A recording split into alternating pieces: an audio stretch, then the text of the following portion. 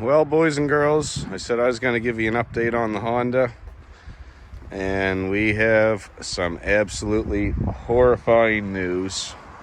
Some really unfortunate things happened. So the car started using coolant here a while back. We lost heat. We dealt with some misfires. And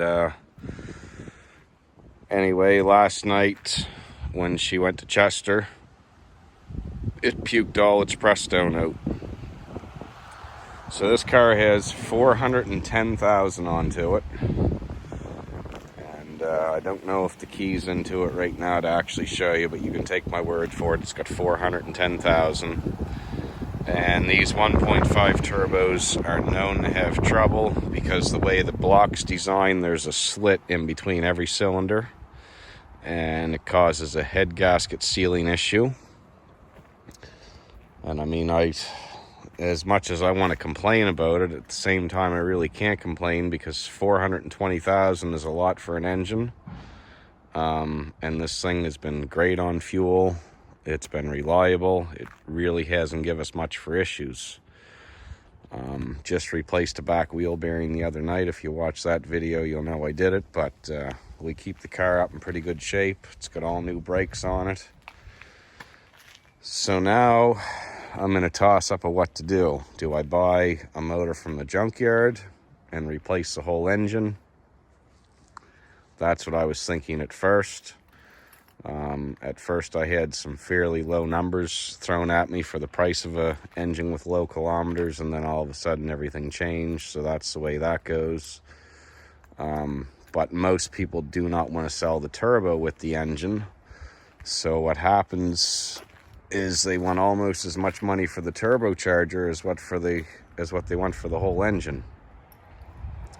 So I was hoping to just find a low mileage package deal, motor, turbo, and possibly even transmission. I mean, if the price was right and it was a car that was smashed in the rear, you know what I mean?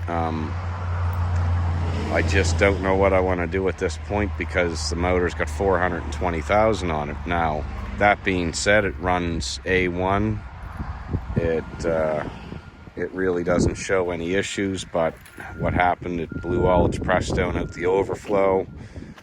We actually had it flatbedded home last night, and when I got it home and we ran it here in the yard, you could see that the coolant bottle kept pushing and bubbling, and there was just no stop to it. So, like I say, it's an unfortunate thing, but there's a few guys on here that show you what it's like when you pull the head off of these motors and there's a stupid slit that goes in between every cylinder. You know what I mean? Other than that, the car has been flawless. So I don't know, should I just cheap out and put a head gasket in? Should I buy a whole engine?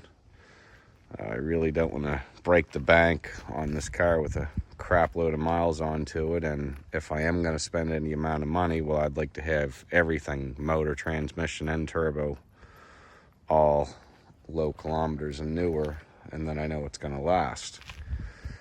But from what I've read on these L15s, this is an ongoing issue. We're actually very fortunate that we made it this far, because a lot of people experienced the issues much earlier on than we did. The car's held up pretty good. We do got a little bit of rust here in the wheel well starting. This side's not so bad, but a little bit of rust in the hood, same as last time. It really hasn't progressed a whole lot. This side maybe progressed a little bit, but that's pretty well the worst spot in the whole car. So for the little bit of maintenance that we've had to do to this, it's even if she decides to buy a new vehicle, I would like to keep this as a backup car or a second car, or a car that if you just want to jump into it and not burn a bunch of fuel, it'll be here to use. So yeah, it's a big toss up. So if you guys own one of these cars and it is not throwing heat when it's cold outside, especially at idle, because what happens is the head gasket leaks, it pressurizes the system, and it does not allow coolant flow. So when you check the bottle, you see that it's, you know, it's full, but you lose your heat when it's idling because the head gasket is leaking in a way that it blocks the coolant from flowing and creating hot coolant inside of your heater core.